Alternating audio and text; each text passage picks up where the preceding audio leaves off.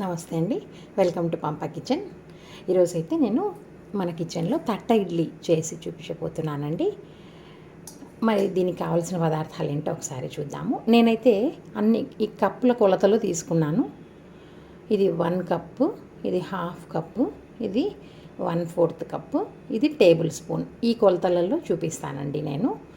ఇప్పుడు 1 కప్పు ఉద్దిపప్పు. ఇవి ఉద్ది పప్పు అంటే అదే ఉద్ది గుండ్లండి. 1 కప్పు ఉద్ది గుండ్లు తీసుకున్నాను. ఈ కప్పు ఉద్ది గుండ్లను నేను ఇట్లాగ నానేస్తాను. సపరేట్గా అన్నీ సపరేట్గా వేసుకోవాలి. తర్వాత ఒక 1/2 కప్పు, ఇది 1/2 కప్ అండి. 1/2 కప్ వచ్చేసి అటుకులు. ఇది వచ్చేసి 1/4 కప్పు. ఈ సగ్గు బియ్యం ఇవి కూడా సపరేట్గా తీసుకున్నాను. ఇప్పుడు నేను బియ్యం ఎట్లాగా అనేసి చూపిస్తాను కొలత. ఇవండి ఇడ్లీ రైస్ అంటాం కదా, ఆ ఇడ్లీ రైస్. నేను ఈ ఇడ్లీ రైస్ని 4 కప్స్ తీసుకుంటున్నాను. ఇడ్లీ రైస్ వచ్చేసి 4 కప్స్.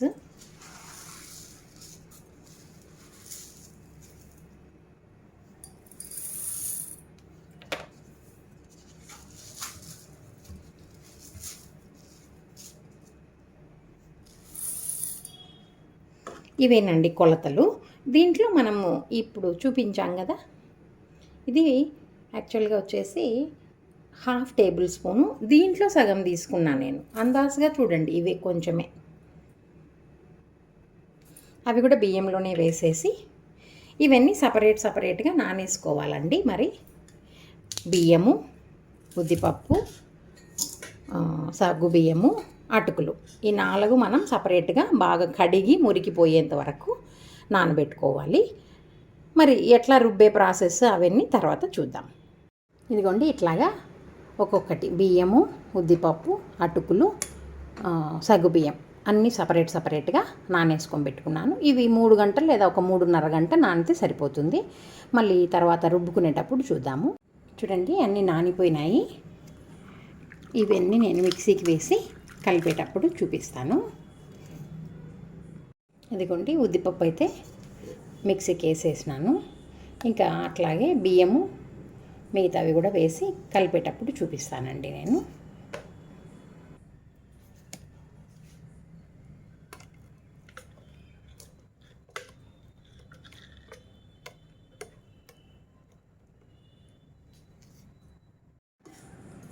బియ్యం కూడా వేసేసినానండి. అంటే ఇట్లాగ పిండి అంతా రుబ్బేసినాను. ఇప్పుడు మనం ఇంకా ఈ బియ్య పిండి, ఉద్ది పిండి బాగా కలిపేసి, మరీ గట్టిగా ఉంటే పొంగదు, కొంచెం ఒక మోడరేట్గా ఉంటేనే పొంగుతుంది.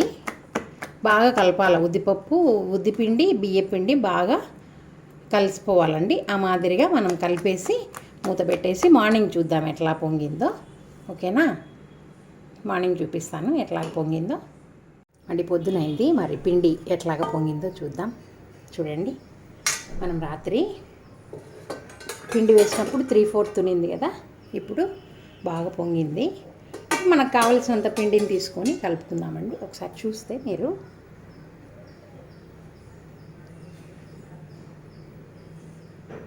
కదా, బాగా పొంగిపోయింది. ఎక్కువ అంతా కలబెట్టకుండా ఒకసారి అట్లా కిందికి పైకి అనేసి మనకు కావలసినంత పిండిని మనం వేరే గిన్నెలోకి తీసేసుకుందామండి.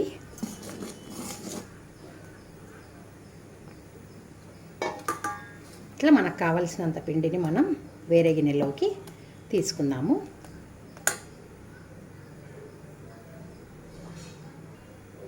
అంటే మనం ఇలాగ పిండి తీసి పెట్టుకున్నాను. ఇప్పుడు నేను కావలసినంత ఉప్పు వేసుకుందాము.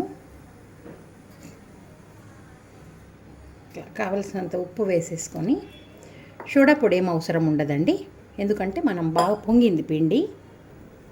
కొంచెం నీళ్ళు పోద్దామండి.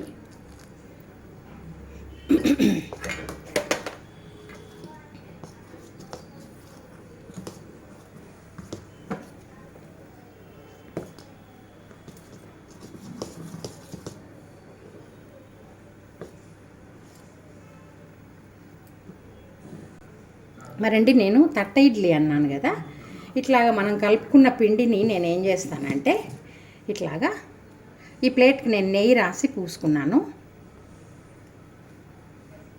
ఒక 4 మరి నిండుగా అంతా పోయకూడదు, పొంగుతుంది కదా ఇడ్లీ. ఇట్లా పెట్టేసి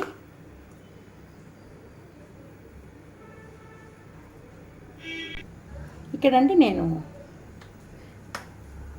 తట్ట ఇడ్లీ స్టాండ్ లేదు నా దగ్గర. నేనేం చేసినానంటే ఇట్లా నీళ్ళు తీసేసుకొని ఒక గిన్నె పెట్టుకున్నాను. మనం ఇడ్లీ పెట్టాలి కదా, అట్లా పెట్టేసి మూత పెట్టేద్దాము.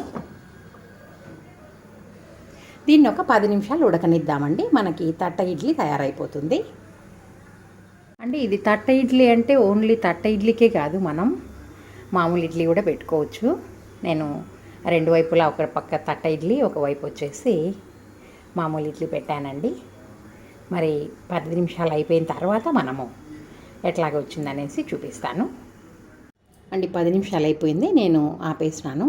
ఇప్పుడు ఇడ్లీ తీద్దామండి బయటికి.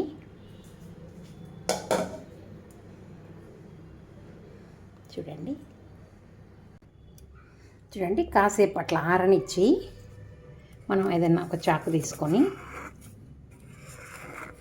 అట్లాగంతా కట్ చేసినామంటే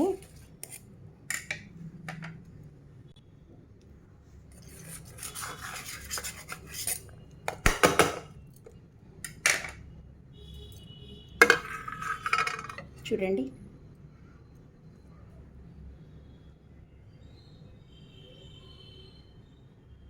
తట్ట ఇడ్లీ రెడీ అయిపోయిందండి. చాలా అంటే అది చూడండి ఎంత ఆడుతుంది అసలు కదా, చాలా స్మూత్గా ఉంటుంది. మరి ఇప్పుడు మనం కట్ చేసి చూసుకుందాము. చూడండి మనకి తట్ట ఇడ్లీ రెడీ అయిపోయింది. అసలు ఎంత స్మూత్గా ఉందంటే అంత స్మూత్ ఉంది. చూడండి ఇట్లా ఆడుతుంది కదా. మనం ఇప్పుడు మనకి ఏ షేప్లో కావాలంటే మనం ఆ షేప్లో కట్ చేసుకోవచ్చు. నేను ట్రయాంగిల్ షేప్లో కట్ చేస్తున్నాను.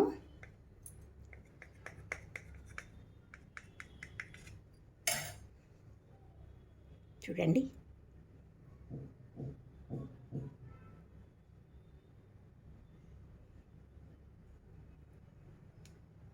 చూడండి కదా, చాలా అంటే చాలా స్మూత్ ఉంటాయి, అట్లా అంటే ఇరిగిపోయేటట్లు. మరి మీరు కూడా అలాంటి ఇడ్లీని ట్రై చేయాలండి. మరి ఇలాంటి ఇడ్లీని మీరు కూడా ప్రయత్నించండి. నేను చెప్పిన కొలతలతో చేశారంటే చాలా బాగా వస్తుంది. మరి మీరందరూ కూడా ఇలాంటి ఇడ్లీని తయారు చేసి ఎట్లాగుందో టేస్ట్ చేసి బాగుంటే ఒక లైక్ చేయండి. ఇంకా మన ఛానల్ని ఎవరైనా సబ్స్క్రైబ్ చేయకపోతే తప్పనిసరిగా సబ్స్క్రైబ్ చేసుకోండి. మంచి మంచి వంటలు ఈజీగా, snacks, everything will be shown. Thanks for watching.